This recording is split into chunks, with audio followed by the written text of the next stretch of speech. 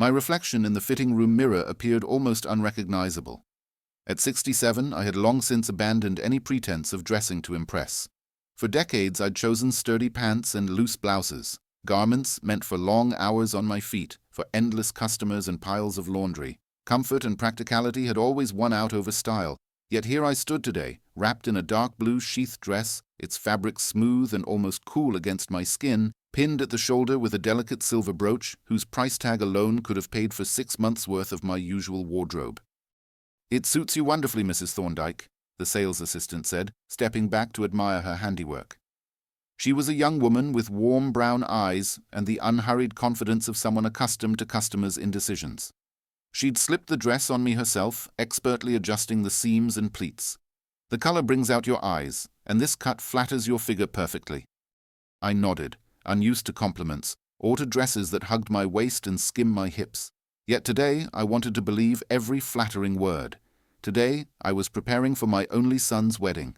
In exactly 2 weeks, Lionel would marry Pauline in the old chapel at St. Margaret's, and despite the layers of complexity in our relationship, I was determined to look and feel dignified. "I'll take it," I said, turning slowly so the assistant could spot any remaining wrinkles.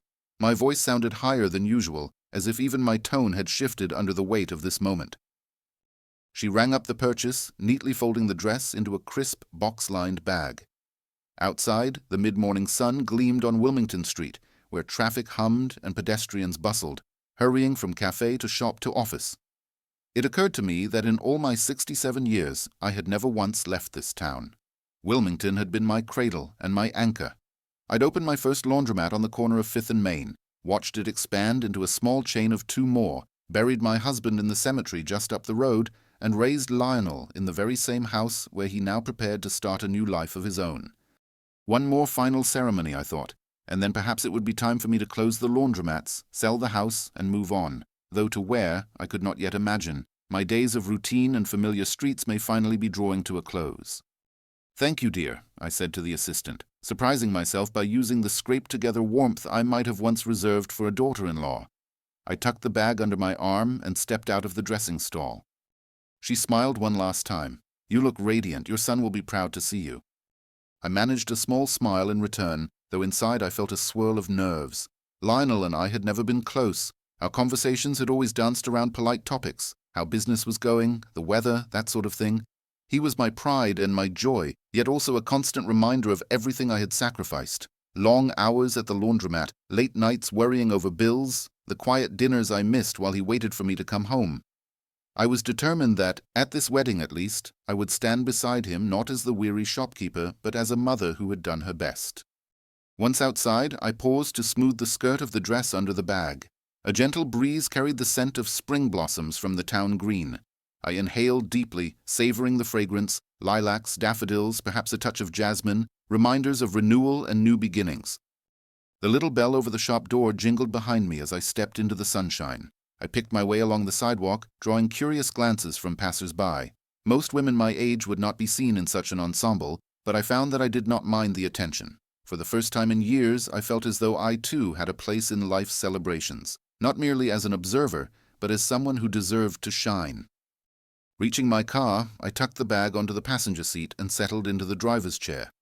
My hands gripped the steering wheel, still trembling slightly with exhilaration and something like hope. I glanced at the dashboard clock, 10:30. Plenty of time to stop for a cup of coffee at Baker's Corner, where the waitress knew my order by heart, a double black coffee, no sugar, with a side of warm muffin. I started the engine and pulled away, the dress bag swaying gently beside me. As I turned the corner onto Maple Avenue, I allowed myself a single private smile. It had been a long time since I indulged in a moment of personal vanity, yet at that instant I felt a quiet affirmation. I was more than my past, more than my work, more than those routine days. I was a mother on the cusp of her son's new life, worthy at last of a truly beautiful dress. I turned off the busy boulevard onto a quieter residential street, and a sense of ease washed over me. The familiar hum of traffic gave way to rustling maple leaves and distant church bells. My reflection in the car window wavered in the morning light, a fleeting reminder of the journey that had brought me here. I settled back into the driver's seat. Its worn leather contours felt almost like an embrace. Each time the tires rolled over a seam in the pavement, I remembered the day I first brought Lionel home from the hospital. I was younger then, brimming with hope. He was tiny, swaddled in white blankets, and the world felt impossibly large. At the corner of Maple Avenue and Baker Street stood Baker's Corner, my favorite small-town cafe. Its pale blue facade gleamed in the sun, and a hand-painted sign swung gently above the door reading, "Fresh Pastries Daily." I parked and stepped out, smoothing the skirt of my new dress as a breeze carried the scent of spring blossoms, lilac and honeysuckle mingling in the air. I paused to take it all in, the simple pleasure of a quiet morning ritual, a treat I had rarely permitted myself. Inside, the cafe was warm and inviting, scented with freshly ground coffee and the faint sweetness of cinnamon. A handful of early risers, an elderly gentleman reading the paper, a young mother coaxing her toddler into a high chair, offered friendly nods as I passed the counter. "Good morning, Mrs. Thorndyke," called Elaine, whose auburn hair was tied in a neat bun. She recognized me instantly and slid a porcelain cup across the counter. "Your usual?" I smiled, grateful for her cheerfulness. "Yes, please. And could I have one of those almond croissants today?" "Coming right up," she replied, turning to fetch the pastry from the display case. Within moments she returned with a steaming cup of strong black coffee and a golden-brown croissant that looked as if it had been kissed by the morning sun. I carried my order to a small table by the window. As I settled into the wooden chair, I lifted the cup to my lips and inhaled the rich aroma. The first sip was bold and invigorating, dark, robust, with a slight bitterness balanced by a whisper of sweetness. It felt like reclaiming a piece of myself. I broke off a flaky corner of the croissant. Its buttery layers melted on my tongue, and for a moment I allowed myself to savor the unhurried delight of a single perfect bite. Outside the window, the town stirred to life. A businessman in a crisp suit strode past, briefcase in hand. A pair of children chased each other down the sidewalk, laughter trailing behind them. A retired teacher paused to chat with the barista as she collected her latte. I imagined Lionel weaving through these same streets years ago, fresh out of college, eager to make his mark in the world, yet still my little boy at heart. I checked my watch. 10:45 a.m., I had until 2 p.m. to make my next appointment at the tailor's studio. By then, I would need to be back in my full uniform of confidence, that dark blue dress, the silver brooch, modest pearl earrings, and perhaps a touch of lipstick the color of ripe rose petals. But as I sat sipping coffee, I realized that beneath the careful exterior, a deeper transformation was taking root. I was not simply a mother arriving in fine attire for her son's wedding, I was a woman rediscovering her own worth after decades of quiet service. I finished my coffee, emptying the cup with deliberate slowness. The warmth spread from my chest outward, chasing away years of fatigue and self-doubt. Rising, I slipped a few bills onto the table and nodded to Elaine, who gave me a knowing smile. "Enjoy your day, Mrs. Thorndyke," she said. "You look marvelous today." "Thank you," I replied, pushing back my chair. "I'm feeling it too." Back outside, I paused once more to adjust my gloves and smooth the skirt of my dress. My reflection in the bakery window caught my eye, and I saw not just the tired entrepreneur who rose at dawn and worked late into the night, but a woman poised on the cusp of something new. The years of routine laundry loads, routine worries about bills, routine dinners eaten alone, were giving way to the promise of fresh beginnings. Sliding into the driver's seat, I placed the tailor's order bag beside me. As I started the car, I thought about the future that beckoned. The wedding in 2 weeks, of course. But beyond that, the question that had been stirring in my heart, what next? Closing the laundromats and selling the house? Perhaps founding a scholarship for local high school graduates? Or finally taking that trip to Italy I'd dreamed about since I was 20. I turned on the ignition and reached for the radio dial.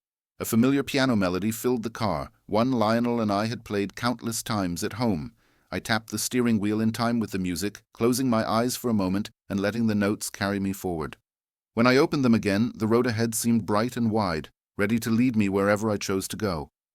With a final glance at the cafe behind me, I accelerated toward my next appointment, my heart lighter than it had been in years. The day's tasks lay waiting, fitting, shopping, planning.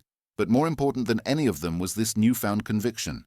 I was not merely fulfilling an obligation as a mother, I was claiming a new chapter in my own life, and that I decided was the most wonderful beginning of all. The tailor's studio was a modest space tucked into a converted carriage house at the edge of town, its high ceilings and tall windows filtering soft morning light across stacks of fabric and half-finished garments. As I stepped inside, the familiar scent of wool, cotton, and faint traces of lavender greeted me like an old friend. Mr. Langley, the tailor, looked up from his measuring table and offered a warm, practiced smile. "Good morning, Mrs. Thorndyke," he said, extending a measuring tape. "Let us see how that dress fits now that you have it on properly." I slipped out of my coat and settled onto the fitting stool. The dark blue sheath draped my figure with surprising grace. I could almost believe it had been crafted for me alone. Langley moved with quiet confidence, pinning the hem here, smoothing a seam there, all the while murmuring technical terms: slight taper, gentle contour, balance at the hip, that I barely registered, focused instead on the subtle shift in my posture. With each adjustment, I felt a growing sense of self-possession, as though the fabric itself were an extension of my own determination. When he finished, Langley stepped back. "Perfect. I will make the final stitch and have it ready for pickup by this afternoon." "Thank you," I replied, touching the dress lightly. "I can't tell you how relieved I am that it fits so well." He smiled. "You will be radiant at the wedding. Your son will be very proud." Reluctantly, I allowed him to wrap the dress in crisp tissue and tuck it into a protective plastic cover. Clutching the parcel, I stepped back onto the quiet street, the afternoon sun, warmer now, glancing at my wristwatch. There was still time before I needed to return home to oversee the final arrangements for the laundry on Thursday and Friday. Perhaps I would stop by the embroidery shop to collect the monogrammed handkerchiefs I had ordered, a subtle, personal touch for the bride and groom. I turned onto Cherry Lane, passing the small, white-steepled church where Lionel and Pauline would be married. Its arched doors stood open and I paused to look inside. Sunlight filtered through stained glass, painting the pews in jewel tones of ruby and sapphire. I could almost hear the soft echo of organ music and the whispered prayers that would fill this space come wedding day.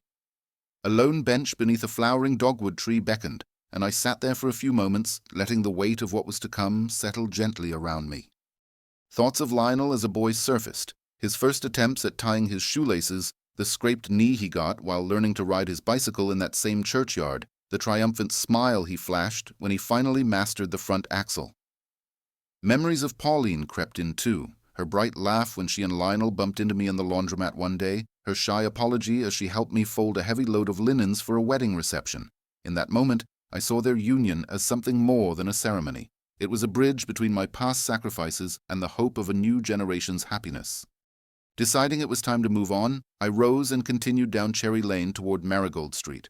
A cluster of small boutiques lined the sidewalk, an artisanal soap shop, a gallery showcasing local painters, and nestled between them, a delicate ribbon and lace atelier.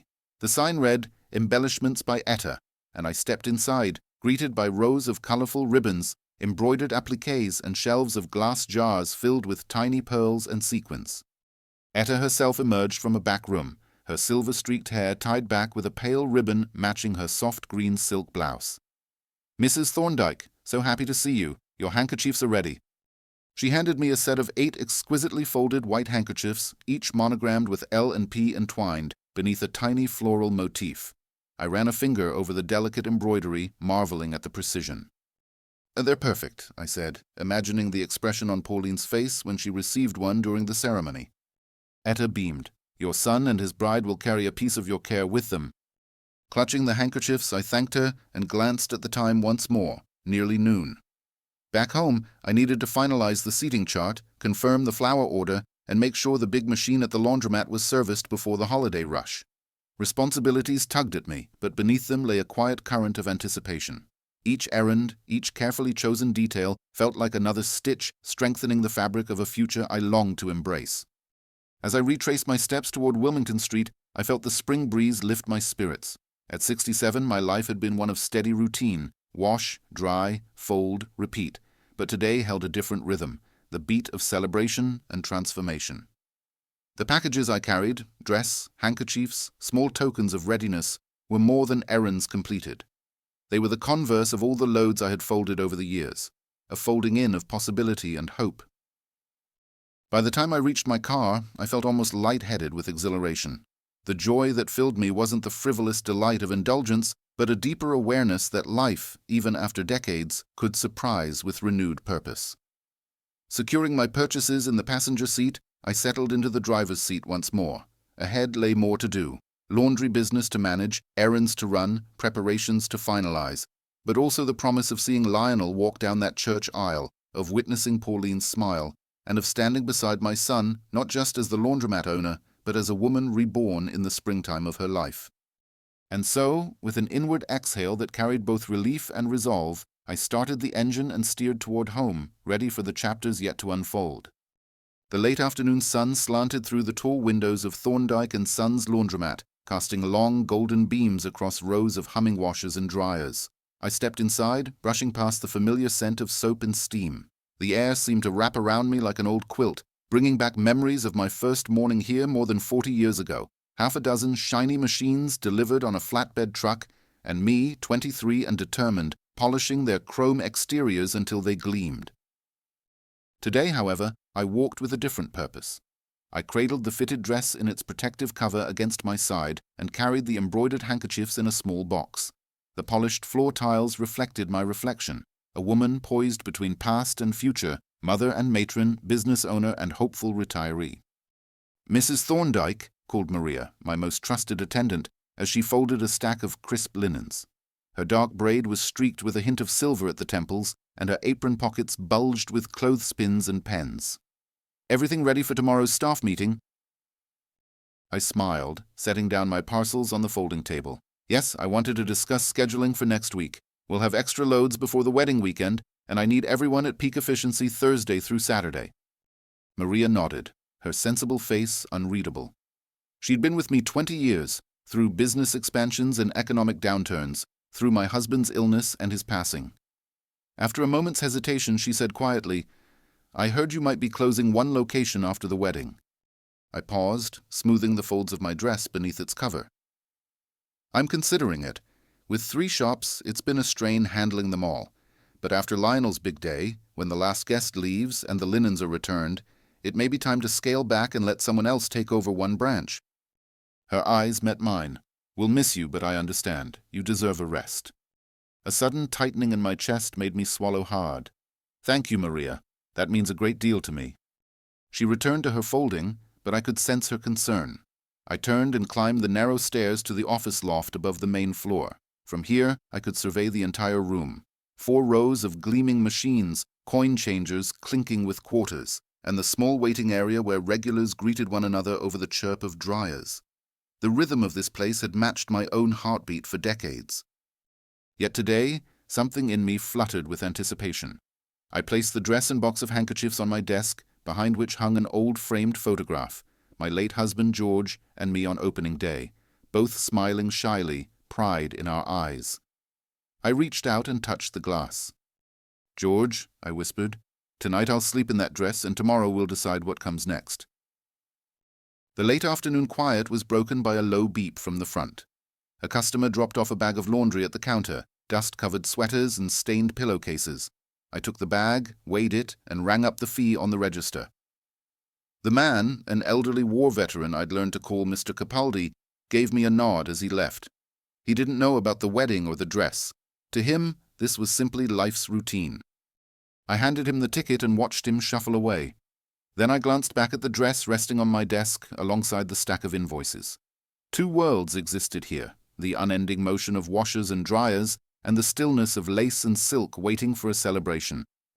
I turned on the computer to send a final email confirming the emergency maintenance visit for the giant dryer in Shop 3. The technician, Jorge, would arrive tomorrow morning at 8, just before the machines went into heavy use. I paused before hitting send, remembering the text I'd drafted to Lionel that morning. "Can't wait to see you at the rehearsal tomorrow. Love you, Mom." A wave of tenderness passed through me. I stood up and gathered the dress and handkerchiefs. Descending the stairs, I called to Maria, "I'm heading home to change. I'll be back in an hour for the staff meeting." "See you soon," she replied, pausing in her folding to smile. Outside, dusk had begun to creep across Wilmington Street. The air was cooler now, scented faintly with lilacs from a neighbor's hedge. I slipped into my car, settled the dress bag on the passenger seat, and set the handkerchiefs in my lap. As I drove home, I reflected on the intersecting paths of this life. Yesterday's errands and routine, today's preparations and decisions, tomorrow's wedding, and the unknown beyond. I realized that for the first time, I was not simply planning for someone else's future. I was charting my own. Each shallow breath felt charged with promise. When I parked before my house, I touched the steering wheel, thankful for the journey, both the familiar and the uncharted that still lay ahead. Tomorrow would bring chai-scented wedding favors, the rustle of satin and the swell of new beginnings. But tonight I would slip into my dark blue dress, touch the silver brooch once more, and imagine the road I would travel after the last dance had ended. "Everything changes," I murmured as I climbed the front steps, "and I am ready." That evening, the house felt different, charged with anticipation. I slid the dark blue dress off its hanger and hung it on the bedroom door, then unwrapped the silver brooch and placed it carefully on the nightstand. The embroidered handkerchiefs lay beneath, each fold pristine, each monogram gleaming under the soft glow of my bedside lamp. Outside, the sky had deepened to indigo, and the first stars twinkled overhead. I drew the curtains back to glance at the street below. The quiet houses on Alder Court sat in shadow, their windows dark. Only the orange glow of a street lamp marked the corner. In the distance, a lone car's headlights traced the outline of the laundromat on Wilmington Street, its sign still illuminated, as though urging me not to forget where I came from. Turning away, I crossed to my closet and pulled out a simple ivory blouse, lightweight silk with a rounded collar. I slipped into soft leggings and the blouse, then sat at my vanity to remove the day's makeup. I brushed my hair out of its neat knot, letting the silver strands fall around my shoulders. Even in this private ritual, I felt the weight of years and choices. The nights I stayed late balancing ledgers, the weekends I sacrificed weddings and birthdays to keep the business afloat, the years of polite smiles at customers while my heart longed for a different life. But tonight was not a night for regrets. I reached for the small decorative box where I kept George's wedding band, the simple gold band I'd worn for 40 years. I held it for a moment, remembering the day he slid it onto my finger, his eyes bright with excitement. Though he was gone now, his presence lingered in this ring. I slipped it onto my left hand, over a slender white gold band, etched with Lionel's birthstone, a symbol of how far life had carried me and how much farther it was yet to go. A whisper of nerves fluttered in my chest as I glanced back at the dark blue dress on its hanger. "Tomorrow," I murmured to myself, "I will wear you well." I reached out, smoothing a wrinkle in the skirt, and then turned toward the window seat to retrieve the small glass vial of jasmine perfume I had bought that afternoon. A single spritz on my wrists gave me a gentle sweetness, like a memory of a summer breeze. The clock ticked toward 10:30. I padded into the bathroom to wash up, humming an old tune that had been George's favorite, a soft lullaby he sang when Lionel was a toddler. The warm shower washed away the fatigue of the day, and I wrapped myself in a plush towel, feeling unexpectedly light. I glanced at the small notebook lying on the sink counter, the one where I'd scrawled wedding reminders earlier. Confirm pianist, order extra guest programs, call florist Lily Petals. I set the notebook aside, deciding that tomorrow's schedule could wait until morning. Tonight, I needed rest. Back in my bedroom, I sat on the edge of the bed and ran through tomorrow's plan in my head. Breakfast with Lionel and Pauline at 8, final bridal party rehearsal at 10, fitting and photo at 11, quick lunch at the cafe near the church, then the wedding itself at 3:30, then dinner, dancing, and farewells. Like a conductor, I envisioned how each moment would flow into the next, how laughter would echo off the church walls and music would float through the reception hall. Yet beneath the precise timetable, I felt a deeper current. With each passing hour, the woman I had been, wife, mother, laundromat owner, would stand aside for a new self, mother of the groom, guest of honor, a proud witness to two lives joined. I thought of Pauline, a young woman bright and spirited, yet perhaps just as nervous as I was. I resolved to find her in the crowd, offer a warm smile and a whispered word of support as she walked down the aisle. We would be allies that day, sharing in the joy that had long eluded me in other forms. The house was hushed now, the only sound the gentle tick-tock of an old grandfather clock in the hallway. I switched off the lamp, leaving just the moonlight to filter through the curtains. I lay back and closed my eyes, feeling the dark blue dress and silver brooch quietly hanging in the room, like sentinels of tomorrow's promise. Just before sleep claimed me, I whispered a prayer of gratitude, for George's memory, for Lionel's happiness, for the courage to embrace change. And as I drifted off, the last thought in my mind was not of what I had lost, but of what I was about to gain, the chance to stand beside my son in a moment of pure joy, and perhaps, at long last, to step into a future of my own making. "Tomorrow," I breathed, "I will be ready." Dawn arrived soft and rose-tinted, as if the sky itself paused to honor the day's importance. I awoke before 6, heart fluttering, and lay still for a moment in the quiet hush. The dark blue dress hung on the bedroom door, its silhouette backlit by the early light. I touched the silver brooch on my nightstand and felt a surge of determination. Today I would wear it all with grace. Rising slowly, I padded downstairs in bare feet. The kitchen was already warm from the residual heat of last night's kettle. I set a small pot of water on the stove and selected a fine china teacup, my mother's favorite, the one with the delicate rose vine border. Flourishing the fresh tea leaves into the pot, I poured hot water and let the amber infusion steep. Soon, the sweet, grassy notes of chamomile and mint drifted through the room. I settled at the kitchen table with the steaming cup and allowed myself a single deep breath. Beyond the back window, the garden still bore winter's gray skeleton, but small green shoots clustered around the garden bed promised spring's return. It struck me that my own life mirrored this tender renewal. After decades of rigid routine, I was at the threshold of a new phase, fragile yet certain. By 7, I was dressed. The dark blue sheath fell just below my knees, its fabric smooth and unwrinkled. The silver brooch gleamed at my left shoulder, anchoring the neckline with a modest sparkle. I fastened the delicate pearl earrings, looped George's gold wedding band over my finger, and applied a light dusting of powder to carry me through the morning's heat. A touch of rose-hued lipstick completed the look.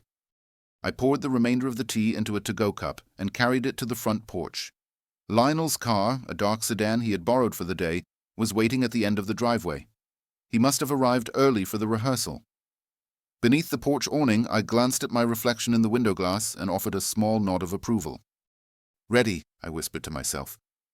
Inside, I found a neatly folded suit jacket hanging by the front door, Pauline's thoughtful gift to me, embroidered inside with the words, "With love, P."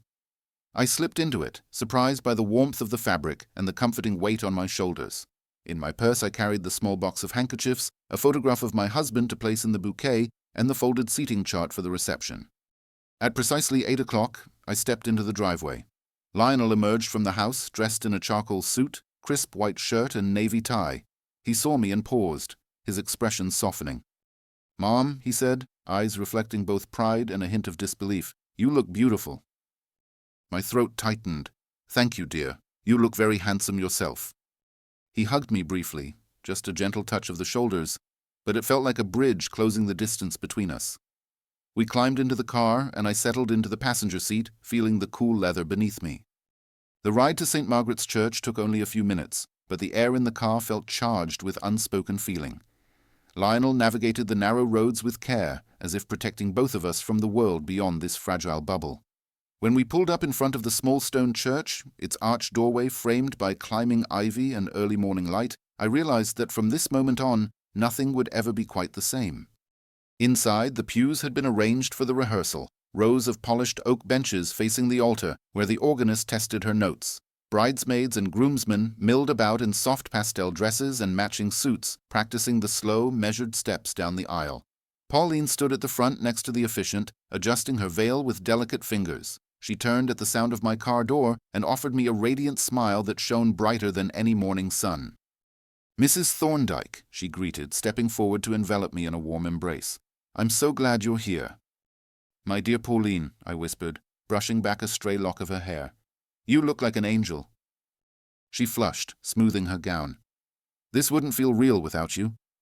The organist played a gentle prelude, and the rehearsal began.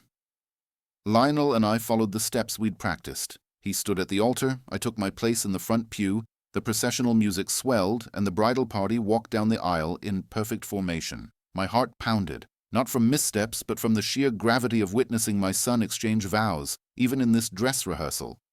As the final chord faded, everyone paused. The officiant smiled, his silver hair catching the light. "A lovely practice," he said. "Tomorrow will be even more beautiful." People began to disperse, gathering in clusters to chat and fine-tune details. Flower girls tested their baskets of petals, the best man practiced his toast, and the pianist discussed the final song list with the organist. Lionel approached me, offering his arm. We strolled to the side garden, where a stone bench overlooked the quiet churchyard. "How are you feeling?" I asked softly. He took a deep breath. "Nervous, but happy." He reached into his jacket and produced a small sprig of rosemary, a tradition from his grandmother's wedding. He handed it to me. "For remembrance," he said. I accepted it, my fingers brushing his, and felt a surge of gratitude. In that simple gesture lay love, respect, and an unspoken promise of a future shaped by both of us. We sat together on the bench, watching the morning sun dance across the tombstones and blossoms. I looked at Lionel, not as the boy I once held in my arms, but as the man he had become, strong, kind, and ready for this new chapter. My own heart felt suddenly light, liberated from the weight of every load I'd ever carried. Tomorrow the wedding would weave these small moments into a tapestry of vows and celebration, but today the rehearsal offered a quiet certainty that despite trials, missteps, and years of routine, love endures, and can transform the simplest rituals into reminders of what truly matters. I closed my eyes for a moment, breathing in the scent of rosemary and freedom. When I opened them again, I saw Lionel watching me with a gentle smile. "Shall we go?" he asked. I nodded, rising. "Yes, let's." Together we stepped back into the church, ready to fill it with music, laughter, and the promise of tomorrow's dawn. The luncheon that followed the rehearsal was held in the parish hall adjoining St. Margaret's Church, a quaint brick building with arched windows and a low ceiling strung with fairy lights. Long tables were dressed in ivory cloths, and in the center of each glimmered simple arrangements of hydrangeas and baby's breath. Servers in crisp white shirts and black aprons circulated with trays of finger sandwiches, quiches, and petite pastries. The scent of fresh basil and lemon mingled with the sweet perfume of spring flowers. I entered the hall alongside Pauline, offering to carry her bouquet as she navigated the narrow stairs. She gave me a grateful smile and passed me the white calla lilies, their petals curved like soft trumpets. Leaning close, she whispered, "Thank you, Mrs. Thorndyke, really, for everything." I patted her arm. "My dear, you've nothing to thank me for yet. It's my pleasure." She glanced around, spotting Lionel in conversation with the best man, Edward, near the punch bowl. I followed her gaze and felt a quick thrill. He looked so at ease, so proud, chatting with his closest friend, one hand resting lightly on the table's edge. My heart swelled, and I nudged Pauline gently. "They look happy," I said. Pauline nodded, but a shadow crossed her face. "I hope it stays that way." I folded my brow. "What do you mean?" She hesitated, then forced a small laugh. "Oh, nothing. I'm just nervous." I reached out and squeezed her hand. "Nerves are natural, but you're marrying a good man." She exhaled and allowed herself a genuine smile. "You're right, I'm so lucky." We made our way to a table near the window, and I set down the bouquet. A server offered me a plate layered with cucumber tea sandwiches and bite-sized quiches, which I took with a nod of thanks. That first bite of savory filling reminded me of so many lunchtimes spent alone in my kitchen, years of reheated soup and hastily buttered bread. I allowed myself to savor the simple luxury of hospitality and conversation. My tablemates included Mrs. Fletcher, who organized the church's charitable giving, Mr. Barnett, the local pharmacist, and a young teacher named Clara, who brought her fiancé as a guest. Each asked about the wedding, congratulating me on how lovely everything looked. I answered politely, but my attention drifted back to Lionel and Edward, now laughing and gesturing animatedly. The sound of their laughter warmed me from the inside out. After we ate, the officiant, Reverend Simmons, asked for a moment's silence and led a brief blessing over the meal. He spoke of love that endures, of families joined in mutual support, and of God's grace guiding new beginnings. His voice was rich and comforting, the words simple yet resonant. "May this union reflect the steadfast love our Lord has for us. May each day together be built on kindness and laughter. And may you always find solace in one another's arms." A hush fell over the hall, and even the servers paused their footsteps. I felt tears prick at my eyes, tears not of sadness, but of profound gratitude for this moment. When the blessing ended, polite applause rippled through the room. I excused myself and rose to my feet, feeling the weight of all eyes turning toward me. My heartbeat drummed in my ears, and I inhaled deeply. "Excuse me," I began, my voice steady despite the flutter in my chest. "I'd like to say a few words." The room stilled. Lionel looked over, eyebrows raised in surprise and pride. Pauline squeezed my hand under the table. I set my plate aside and cleared my throat. "Thank you all for coming today, to celebrate this rehearsal, but also to support Lionel and Pauline as they take this step together. As a mother, I've had the privilege of watching Lionel grow from a curious boy into the fine man he is today. And as his mother, and soon as a mother-in-law, I promise to cherish Pauline as I do my own son, to encourage her dreams, and to stand by their union through good days and bad." I paused, letting the words sink in. Faces soft with emotion looked back at me. Even Mrs. Fletcher dabbed at her eyes with a linen napkin. "Mom," Lionel whispered, rising beside me, "thank you." I smiled at him. To Lionel and Pauline, may your marriage be a partnership of love, respect, and endless curiosity about each other. We toast to that, called Edward, raising a glass of sparkling cider. The hall echoed with clinking glasses and warm laughter. Sitting down, I felt a rush of relief and joy. The speech had come from the heart, unpolished but sincere.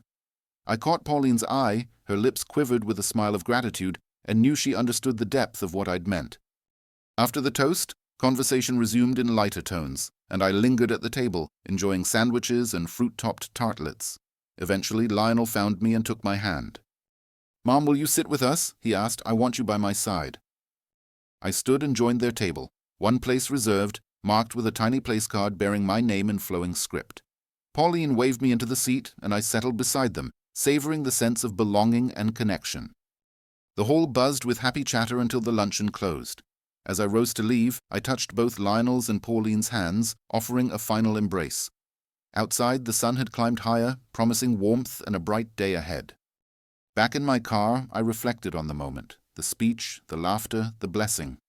It felt as though the heart of the wedding had already been woven into this simple gathering. My heart felt lighter than it had in years, buoyed by pride and hope. There was still much to do before the wedding day. Final dress fittings, floral deliveries, last-minute errands at the laundromat. But for now, I let myself bask in this small, shining memory. Because amidst all the planning and running, it was these moments, shared words, shared laughter, that truly bound us together. And so, driving home with the late morning sun on my face, I carried with me the warmth of community, the strength of love, and the promise that tomorrow's ceremony would be a beautiful continuation of what we'd begun here today. That evening, after returning from the luncheon, I found the house unusually peaceful. The late afternoon light softened the edges of familiar furniture, and the scent of lilacs drifting through the open window wrapped around me like a gentle embrace. I set down my purse, slipped off my shoes, and walked through the living room into the kitchen, where an empty teapot beckoned. I poured a small pot of chamomile tea and settled at the table, the quiet punctuated only by the ticking of the clock and the distant hum of the refrigerator. My gaze drifted to the photograph of George and me on our wedding day, and I found myself smiling at the memory of his lanky grin and the nervous way he straightened his tie. How different life had been then, so full of unexamined possibilities and youthful certainty. Now, at 67, I carried both years and wisdom. Each crease around my eyes marked a victory over worry. Every silver strand in my hair spoke of seasons weathered and stories lived. And yet tonight held its own magic. The wedding day was nearly here, and all that remained were final preparations and the anticipation of tomorrow's dawn. I opened the small box of handkerchiefs, the delicate stitching catching the fading light. Taking one out, I traced the intertwined LP motif and remembered how Pauline had thanked me, her hands trembling with gratitude. I refolded the cloth and placed it back inside, then gathered the rest and tucked them into a drawer in my bedroom, safe and ready. Turning back to the kitchen, I thought of Maria and the staff at the laundromat who were carrying extra loads today in honor of the wedding. I made a mental note to leave a treat for them in the morning, a box of pastries from Baker's Corner, perhaps, and a small card expressing my appreciation for their loyalty. Their steady work had supported my family and me through every triumph and trial. They deserved recognition. As the sky darkened, I walked through the living room and paused at the archway leading to the dining room, where the long table had been cleared of its usual paperwork and set instead with folded linens for tomorrow's rehearsal dinner. The silverware rested within crisp napkins, and the candles stood in shining holders waiting to be lit. I allowed myself a moment to envision the guests arriving. Family and friends gathering to share a final meal before the wedding. I pictured the gentle murmur of conversation, the clink of glasses, the flicker of candlelight reflecting in happy eyes. In that scene, I felt a surge of purpose. This dinner would be more than a formality. It would be a rite of passage, a gathering of hearts to bless Lionel and Pauline as they embarked on their journey together. My thoughts were interrupted by a soft knock at the front door. I set down my empty teacup and crossed the room. Opening the door, I found Mr. Capaldi, the elderly veteran who frequented the laundromat. His cap was in his hands, and his expression was unusually serious. "Good evening, Mrs. Thorndyke," he said quietly. "I don't mean to intrude. I just wanted to bring you something." He held out a small bouquet of white daisies, their petals still crisp. "For the wedding. My granddaughter is in the wedding party, and she helped me pick these. She said you might like flowers in your home." Touched, I accepted them. "Thank you, Mr. Capaldi. They're beautiful." I invited him inside, and he placed the daisies in a glass of water on the kitchen table. Their bright faces lifted the room, adding a touch of innocence and hope. He hesitated, then cleared his throat. I know we don't always talk much, but I've seen you work, seen your kindness. I wanted you to know, I'm proud of what you've built here, and I'm glad you're part of today's celebrations. I felt tears prick my eyes. Thank you, I whispered. That means more than I can say. He tipped his hat, turned, and walked back into the evening. I watched him go, feeling the weight of his words settle in my heart.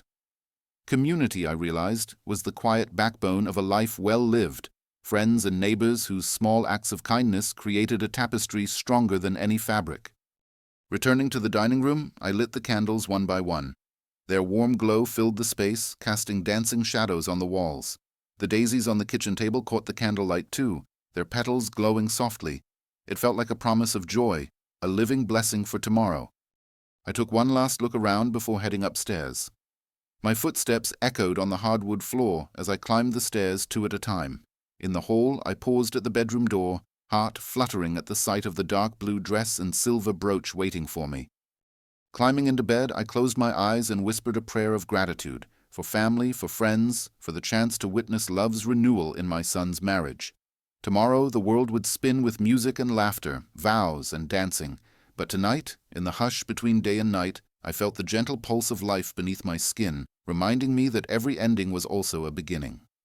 And so I drifted into sleep, cradled by candlelight and the promise of dawn. Dawn awakened me with a soft glow through the bedroom curtains. I sat up slowly, heart fluttering. Today was the day. The dark blue dress waited on its hanger. The silver brooch lay on the nightstand like a talisman. I rose and crossed to the window, drawing back the drapes to reveal a sky streaked with blush and gold. The air promised warmth and clarity, as though the world conspired to bless this moment. After a quick splash of water on my face, I slipped into the dress.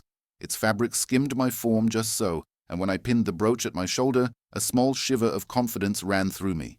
Below, in the kitchen, the scent of freshly brewed coffee called. I poured myself a cup, black, and carried it to the front porch. The early traffic on Wilmington Street was already stirring, a steady stream of cars, the clatter of delivery trucks, the hum of morning life. Lionel's car arrived exactly at 8. He stepped out, neatly attired, with a nervous smile lighting his face.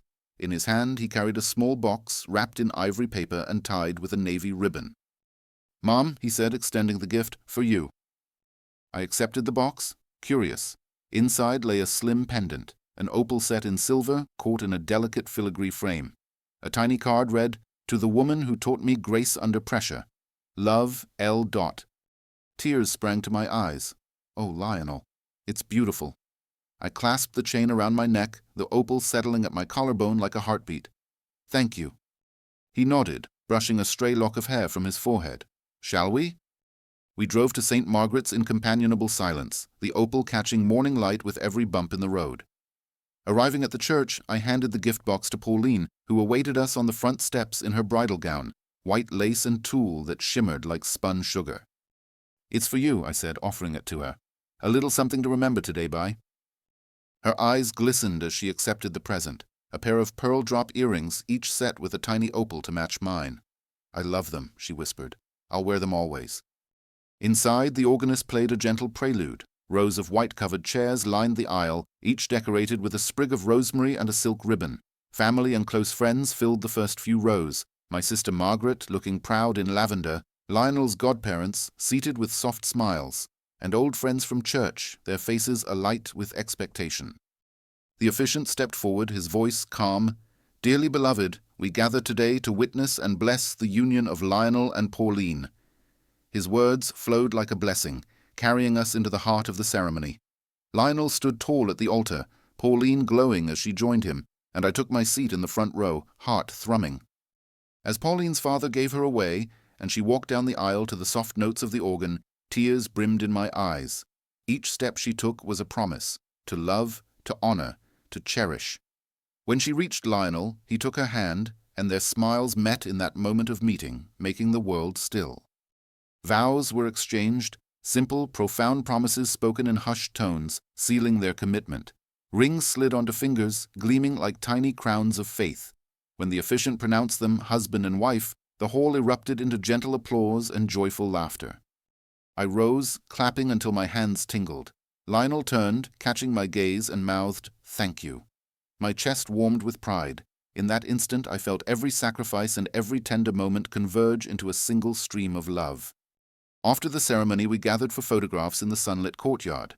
Laughter erupted as my sister tried to corral the flower girls, and Lionel's best man teased him about trying not to trip on the train. I stood between Lionel and Pauline, hand in hand, and the photographer captured the three of us, 3 generations bound by love, hope, and a shared future. Later at the reception hall the celebration continued. Champagne toasts, dancing beneath strings of lights, and plates of delicate petit fours. I gave my formal toast, reminiscing about Lionel's childhood antics and welcoming Pauline into our family. Glasses clinked, and a sea of smiling faces reflected back the joy of the day. As evening deepened, I slipped outside for a moment's quiet. The night air was cool, scented with blossoms and the faint hum of distant music. I pressed a hand to my chest, feeling the opal pendant warm under my fingertips, and whispered a silent prayer of gratitude for my son's happiness, for the new daughter I had gained, and for the unexpected chance to forge a path forward of my own choosing. Returning to the ballroom, I felt renewed. The dance floor beckoned, and soon I was spinning with old friends to a lively tune, laughter bubbling up like champagne. Tonight celebrated more than a union. It celebrated love's power to heal and set us free. When the music slowed, Lionel found me. "Dance with me, Mom," he asked. I nodded, allowing him to guide me into the center of the floor. In his arms I felt safe, honored, and profoundly loved. As the final notes played, I realized that this day, this beautiful, sun-drenched, joy-filled day, would forever remain etched in my heart as a testament to life's enduring capacity for renewal. Late that same evening, the glow of string lights still lingered in my mind as I returned to the quiet of my home. The laughter and music of the reception had faded behind me, replaced by the soft ticking of clocks and the gentle hum of the night.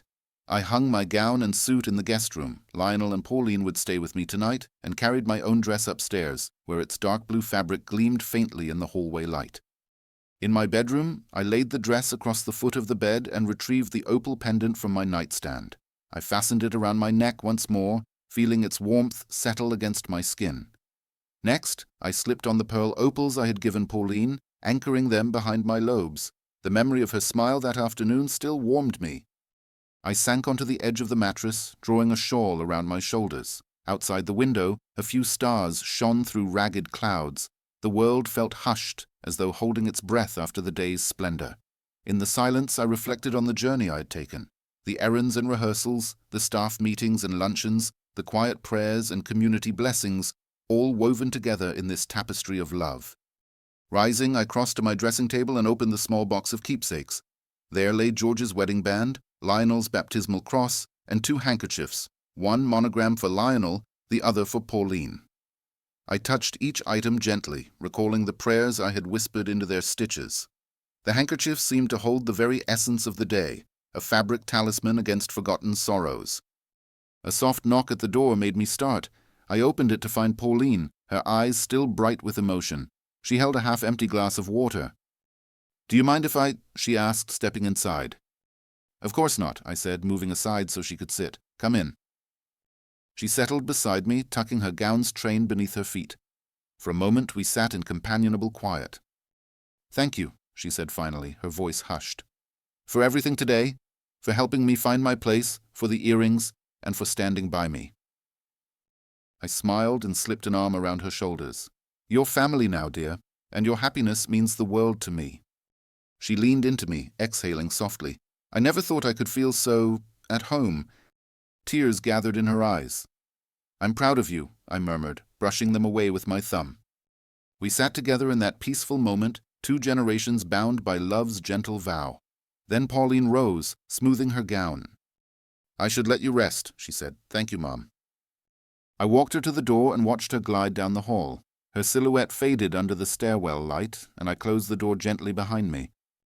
Back in my room, I switched on a small lamp and retrieved my wedding day journal, a slender notebook I had kept tucked away since the morning's excitement. I flipped to a fresh page and began to write. October 12th. I wore my dark blue dress and my son's gift around my neck. Today I witnessed vows, blessings, and the pure joy of new beginnings. my heart feels both full and free. As I wrote, I thought of the years I had spent tucked away in routine, of all the stones I had carried in my pockets, worry for bills, fear of failure, sorrow over loss. I realized then that today I had laid many of those stones down. The wedding had been more than a ceremony. It had been a release, a jubilee of opening hands and lightened burdens. Closing the journal, I turned off the lamp. I climbed into bed, the cool sheets fluttering around my ankles. For a long while I lay still, listening to the distant traffic and the soft sighing of the wind through the eaves. Sleep came slowly, carrying with it dreams of opal light, whispered promises, and a future unburdened by the weight of yesterday. Before drifting off, I whispered a final thought. Tomorrow I begin anew. A gentle glow through the bedroom curtains stirred me awake well before dawn. Today, reality felt even more vivid than the sweetest dream. I was mother of the groom, witness to a union born of love, and at last free to envision my own fresh start. I rose quietly, mindful not to wake Lionel and Pauline, and padded across the hall to my closet. The dark blue dress from 2 weeks ago was now stowed safely in its protective garment bag, awaiting the next occasion. Instead, I selected a soft cashmere cardigan in dove grey and a simple ivory skirt, attire that felt comfortable yet still respectful for post-wedding obligations. In the kitchen, I set a kettle to boil and took out last night's guest list notes. Little tasks awaited: returning borrowed decor items to friends, dropping off thank you notes at the post office, and delivering a box of pastries to Maria and the staff. It seemed fitting that the first day after such a milestone would be spent in gratitude. Pouring hot water over a tea bag scented with bergamot and rose, I inhaled the soothing aroma. Resting my elbows on the counter, I reflected on the past 2 weeks, the unexpected thrill of choosing that dress, the nervous excitement of fittings, the tender exchanges with Lionel and Pauline. Most of all, I remembered the faces of family and friends, each offering their blessing, and I realized how woven together our lives truly were. At 8:30, I donned my cardigan and skirt, grabbed the pastries from the fridge, and headed out the door. Wilmington Street was just waking. The laundromat sign flickered off, the bakery's windows steamed from fresh batches of bread, and the post office's flag fluttered in the breeze. I exchanged warm morning greetings with neighbors, Mrs. Fletcher offering a wave, Mr. Barnett hurrying past with a parcel. First stop was the post office. I collected a handful of thank you cards, each small note inscribed with a personal message. Thank you for your kindness in making Lionel's day so special. As I dropped them into the mailbox, I felt a deep satisfaction in closing this chapter with thoughtful acknowledgement. Next, I delivered pastries to Thorndike and Sons. Maria and a few staff members were already busy at the folding tables when I walked in, the sweet scent of cinnamon buns greeting me. I placed the box on the counter and Maria's eyes lit up. "Mrs. Thorndike, you didn't have to—" "I wanted to," I said warmly. "Thank you for all your hard work these past weeks." She smiled broadly as the others gathered. "This means the world." Leaving the laundromat, I felt a lightness in my step. The day's errands were complete, and yet there remained a single lingering question. What came next for me? I had ideas, a scholarship fund, a quiet retreat to the countryside, perhaps even a part-time teaching role at the community college, but I would let inspiration guide me rather than rush into a decision. On impulse, I drove to the town library, the place where I'd first learned to read maps of far-off countries and dreamed of travels I never took. The oak doors swung open to reveal familiar shelves and the smell of well-worn pages. I approached the travel section and ran my fingers along the spines: Italy, Greece, New Zealand. My heart fluttered as I considered reclaiming the wanderlust I'd set aside so long ago. Resisting the urge to check out a guidebook just yet, I left the library with a promise to myself. I would explore, plan, and ultimately embark on the journey that called to me.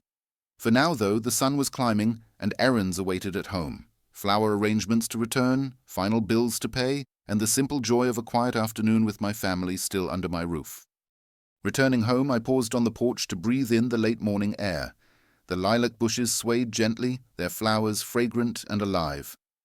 At that moment I understood that while yesterday's wedding had been a spectacular pageant of vows and dancing, today's promise lay in the small acts of gratitude and the courage to pursue new dreams. Stepping inside, I felt both accomplished and hopeful. The world was vast and glimmering with possibility, and I, at 67, was ready to write the next chapter of my life with the same dedication I had once put into every load of laundry. The afternoon sun slanted through the windows of my living room as I settled into my favorite armchair, a cup of chamomile tea steaming in my hands. The quiet of the house wrapped around me like an old quilt, Lionel and Pauline were resting in their guest room, their voices muted behind closed doors. Outside, the lilac bushes nodded in a gentle breeze, petals drifting down like pale confetti. I inhaled the floral fragrance and allowed myself a moment of peaceful reflection. I placed my tea on the small side table and retrieved a spiral-bound notebook from the shelf. It was my New Beginnings journal, the one I'd started that morning.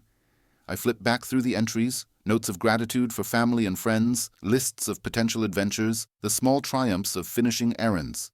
This journal was my first step toward redefining what life could mean beyond the laundromat, beyond my roles as wife and mother. A soft knock sounded at the front door. To my surprise, it was Reverend Simmons. He held a wooden box in his hands, carved with simple crosses and vines. His kindly eyes crinkled at the corners as he greeted me.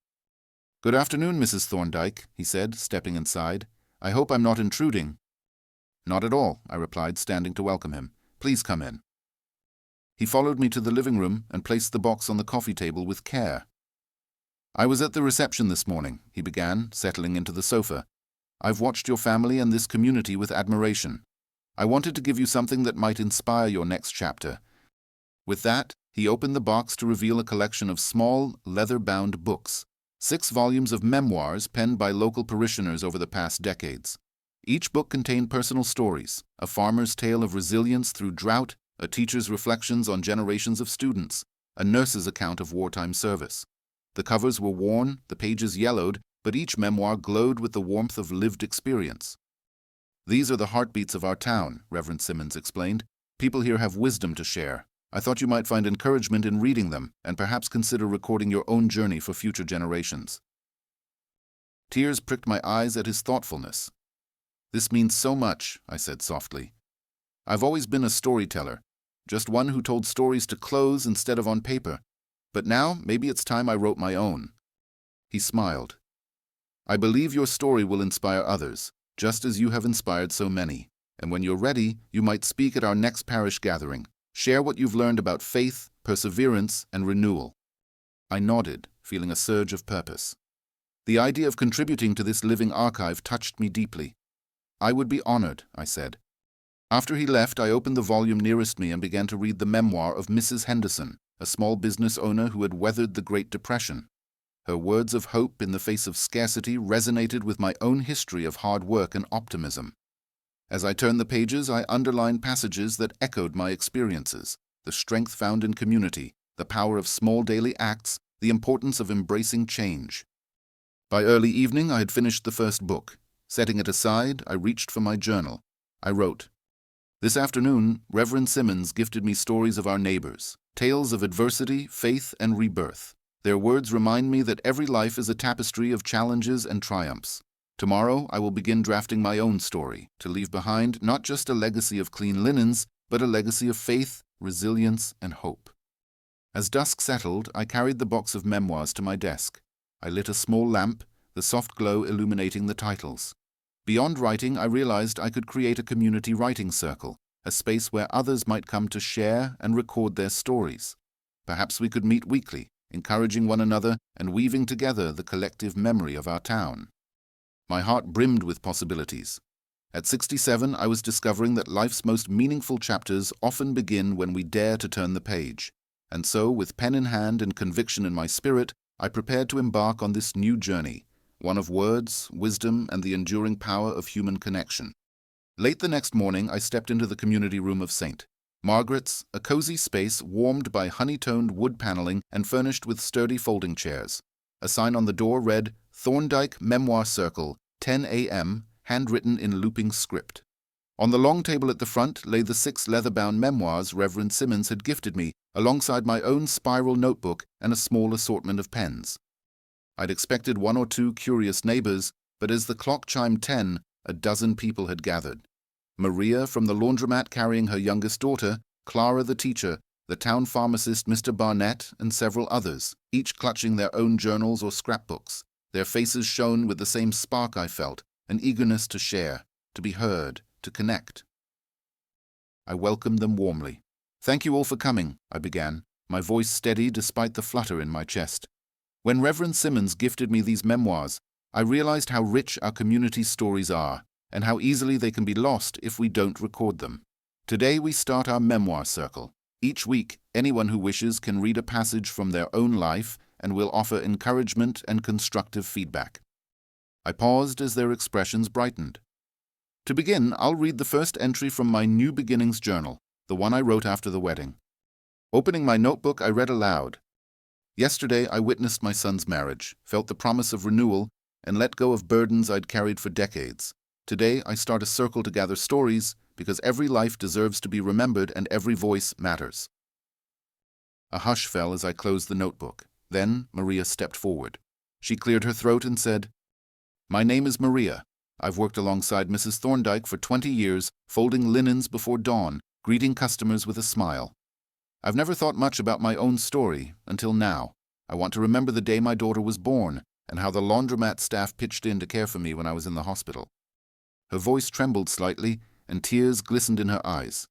We applauded her courage, and she returned to her seat with a relieved smile.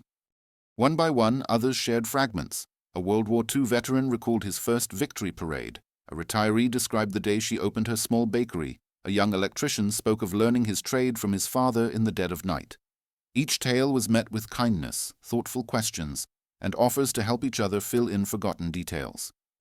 When the hour was up, I looked around the room filled with animated faces. "This has been more beautiful than I imagined," I said. "Next week, we'll share again, perhaps the story of your childhood home, a moment that changed everything, or a lesson learned in hardship.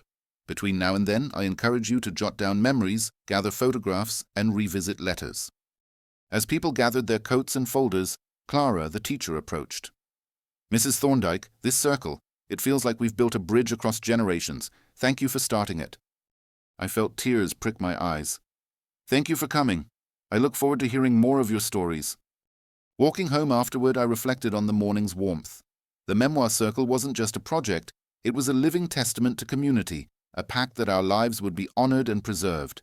And as I unlocked my front door, I felt a renewed sense of purpose beyond any business or ceremony, to help these voices echo long after we were gone. That evening, with the lilac-scented breeze drifting through my open windows, I wrote in my journal, "Today we stitched another layer into the tapestry of our town, each story a vital thread. I am humbled by the generosity of my neighbors' memories. Together, we will ensure that the past guides us into tomorrow." Closing the book, I turned off the lamp and climbed into bed, comforted by the knowledge that while life's laundry may never truly end, the stories we share can lift the weight from our shoulders and bind us together in love, remembrance, and hope. The next morning, a spring rain pattered gently against the windows as I brewed my first cup of tea. The steady rhythm on the rooftop felt like a benediction, washing away any lingering weariness. I carried my teacup to the desk where the leather-bound memoirs and my own journal lay in neat stacks. Today was a writing day, time to begin drafting my own memoir for the circle and for those who might come after me. I opened a fresh page in my New Beginnings journal and titled it Roots and Rivers. I paused, knowing that selecting a title was itself part of the journey. Roots signified my beginnings in this town, and rivers the currents of change that had carried me forward. I dipped my pen into ink and began. I was born on a crisp autumn morning in Wilmington, the only child of Martha and Robert Dunham. Our house sat on Chestnut Street, a modest clapboard cottage with a wraparound porch that caught every sunset.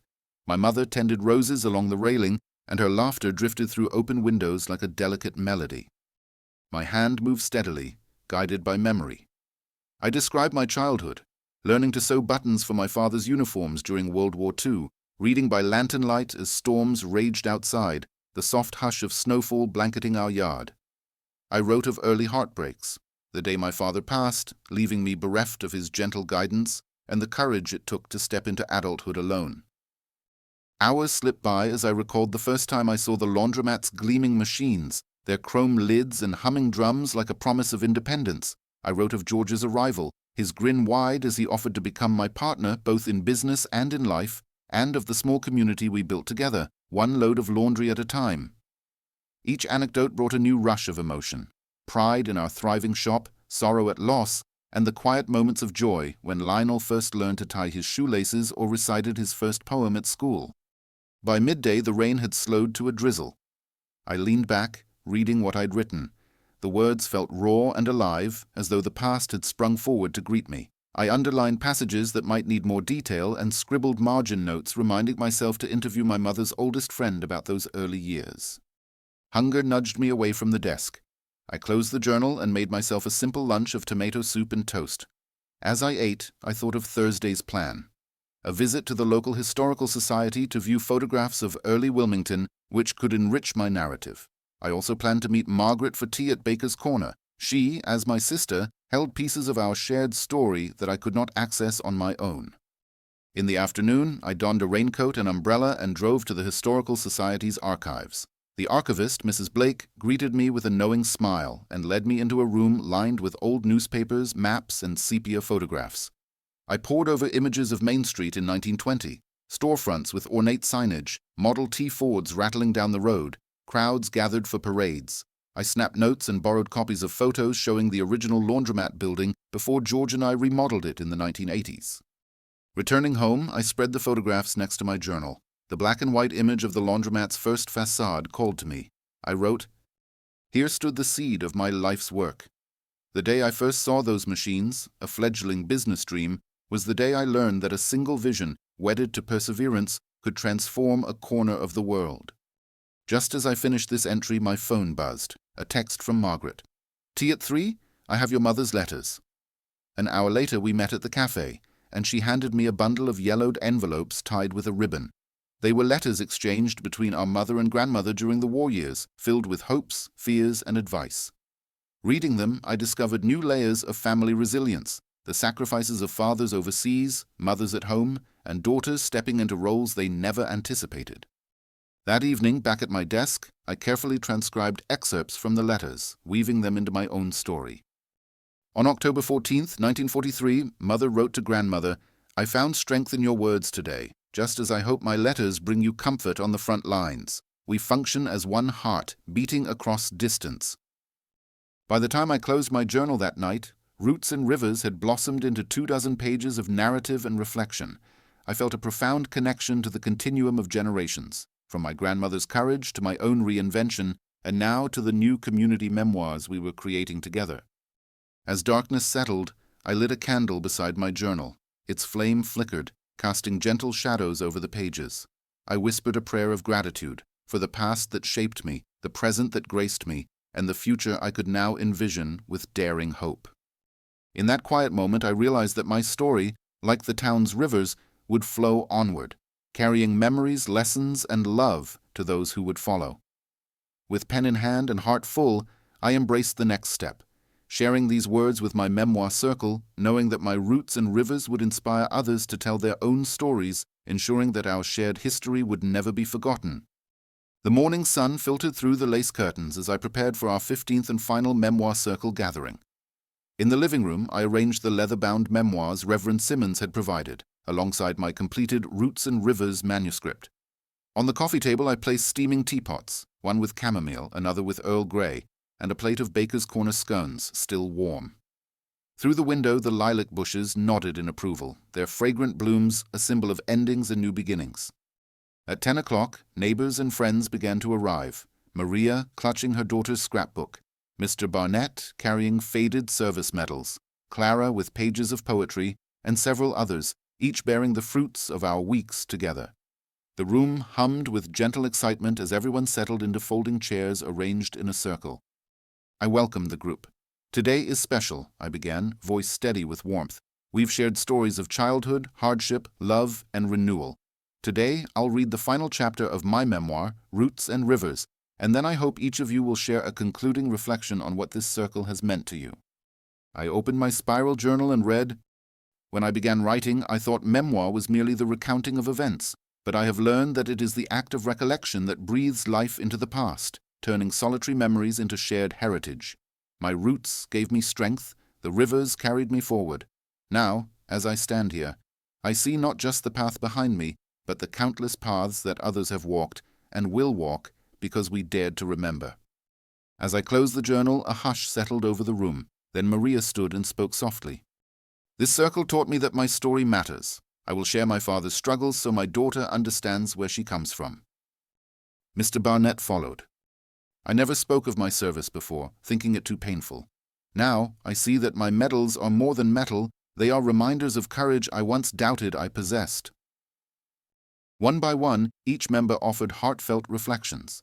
Clara recited a poem about time's passage, the retired baker spoke of rediscovering her passion for teaching, the electrician pledged to record his family's craftsmanship for his children. Their words wove together into a tapestry of community, a chorus of voices united by the power of shared memory. When the final reflection was complete, I stood once more. In my hand I held a delicate ribbon, lavender to match the lilacs outside. I tied it around the gathered memoirs and my own journal, binding them into one volume. "Let this ribbon symbolize our bond," I said, voice thick with emotion. "May our stories inspire future generations and remind us always, we are not alone. Our lives are intertwined like roots in the earth and rivers in the landscape, flowing together toward tomorrow." We applauded, some with tears shining in their eyes. Then, as a final gesture, we placed a single lilac blossom atop the bound volume. Reverend Simmons stepped forward to bless the collection. "May these stories bear witness to the strength of heart, the power of community, and the grace of remembrance. May they guide those who come after us, and may our voices echo in the lives we touch." With that blessing, we passed the volume from hand to hand, each of us touching its cover, sealing our commitment to remember and to share. Outside, the sun shone brighter, the lilacs perfumed the air, and a gentle peace settled over us all. As the gathering dispersed, I lingered by the window, watching my neighbors walk away, carrying their own journals and renewed purpose. I placed the bound volume on my desk, a testament to a journey that began with a wedding and blossomed into a communal chronicle of life's wonders and trials. Later, I sat down at my desk, opened the journal once more, and wrote the last entry. Today we completed our circle. In sharing, we healed. In listening, we learned. In remembering, we connected. My roots are richer for knowing yours. My rivers stronger for merging with yours. This is not an end, but a confluence, where every story joins the great current of human experience. Here, our voices will sing long after we have gone. I closed the journal, feeling a profound sense of fulfillment. The laundromat still awaited, loads to wash, orders to fill, but I knew that my life's work had taken on new meaning. Beyond clean linens, I had helped weave the living fabric of our community, one story at a time. Stepping to the window, I inhaled the lilac scent and smiled. The next chapter, my next adventure, beckoned. For now, I savored the moment, heart full, spirit light, and the boundless promise of stories yet to be told.